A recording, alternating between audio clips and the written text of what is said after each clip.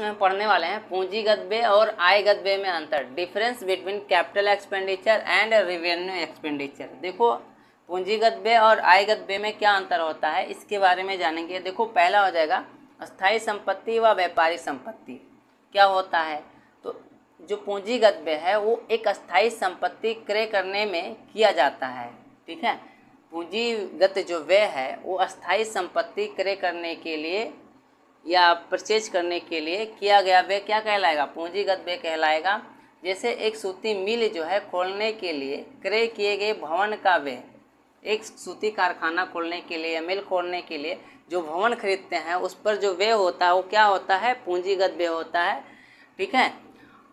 अब देखो आयगत व्यय, तो एक व्यापारिक संपत्ति के क्रय करने में किया गया व्यय क्या होता है, आयगत व्यय होता है, रेवेन्यू एक्सपेंडिचर होता है। जैसे एक व्यापारी जिस वस्तु में व्यापार करता है उस वस्तु के क्रय में किया गया व्यय क्या होगा, रेवेन्यू एक्सपेंडिचर होता है या आयगत व्यय माना जाता है।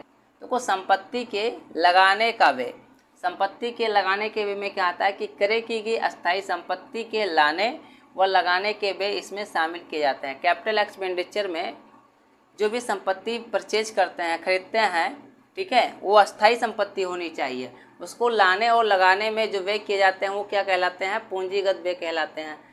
और व्यापारिक चिन्ह के पंजीकृत कराने का जो व्यय होता है वो आयगत व्यय होता है। अर्थात व्यापारिक चिन्ह जो ट्रेडमार्क होता है उसको पंजीकृत या रजिस्टर कराने में जो व्यय किया जाता है, खर्चा किया जाता है, वो रेवेन्यू एक्सपेंडिचर होता है। संपत्ति में वृद्धि, देखो वह व्यय जो अस्थायी संपत्ति के मूल्य में वृद्धि करने वाला व्यय होता है वो पूंजीगत व्यय होता है। मतलब जिससे अस्थायी संपत्ति के मूल्य में वृद्धि हो जाए, ठीक है, तो वो क्या होता है, कैपिटल एक्सपेंडिचर होता है। तो वह व्यय जो अस्थायी संपत्ति के मूल्य में वृद्धि नहीं करता है, ठीक है, वो आयगत व्यय रेवेन्यू एक्सपेंडिचर होता है। लाभ का बढ़ाना, देखो ठीक है, वह व्यय जो अस्थायी संपत्ति में लाभ पैदा करने की शक्ति बढ़ाता है वो क्या होता है, पूंजीगत व्यय होता है। और वह व्यय जो अस्थायी संपत्ति की दशा को संभाल कर रखने के लिए किया जाता है, ठीक है, उसको अच्छे तरीके से या ठीक ठाक तरीके से रखने के लिए किया जाता है, वो रेवेन्यू एक्सपेंडिचर होता है। दायित्व की बात करते हैं, देखो पूंजीगत दायित्व से छुटकारा पाने के लिए दी जाने वाली रकम क्या होती है, कैपिटल एक्सपेंडिचर होती है। और आयगत दायित्व से छुटकारा पाने के लिए दी जाने वाली रकम जो है वो रेवेन्यू एक्सपेंडिचर आयगत व्यय होती है। मतलब व्यय का स्वभाव, यदि कोई व्यय व्ययकर्ता के लिए तो पूंजीगत व्यय है, किंतु प्राप्तिकर्ता के लिए आयगत, तो व्यय करने वाले के लिए ऐसा व्यय क्या माना जाएगा, पूंजीगत व्यय माना जाएगा, कैपिटल एक्सपेंडिचर माना जाएगा। और व्यापार के माल के संबंध में किए गए जो व्यय होते हैं वो साधारणतः आय गए व्यय होते हैं, ठीक है। व्यापार के माल के संबंध में किए गए जो व्यय होते हैं वो साधारणतः जो है आयगत व्यय होते हैं या रेवेन्यू एक्सपेंडिचर होते हैं। आयकर की अपील, देखो आयकर के अपील के व्यय जो है वो पूंजीगत व्यय नहीं होते हैं। इनकम टैक्स के जो अपील होते हैं वो कैपिटल एक्सपेंडिचर नहीं होते हैं, और ये व्यय आयगत व्यय हैं और ये व्यापार की साधारण व्यय की तरह माने जाते हैं, ठीक है।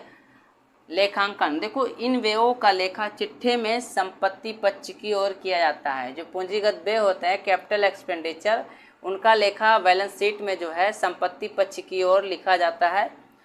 और आयगत व्ययों का लेखा जो है ट्रेडिंग अकाउंट जिसे बोलते हैं व्यापारिक खाता, P&L अकाउंट मतलब प्रॉफिट एंड लॉस अकाउंट या लाभ हानि खाता, और यम में मतलब होता है मैन्युफैक्चरिंग अकाउंट जिसे निर्माण खाता कहते हैं।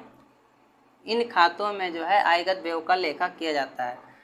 अब बारंबारता, देखो ये वे बार बार नहीं किए जाते हैं, जो कैपिटल एक्सपेंडिचर होते हैं वो बार बार नहीं किए जाते हैं, लेकिन जो है आयगत व्यय बार बार किए जाते हैं, ठीक है। अब प्रकृति की बात करते हैं, जो है ये व्यय अस्थायी होते हैं, जो पूंजीगत व्यय होते हैं वो अस्थायी व्यय होते हैं, और जो है आयगत व्यय वो दीर्घकालीन व्यय होते हैं, ठीक। ये हो जाएगा पूंजीगत व्यय और आयगत व्यय में अंतर।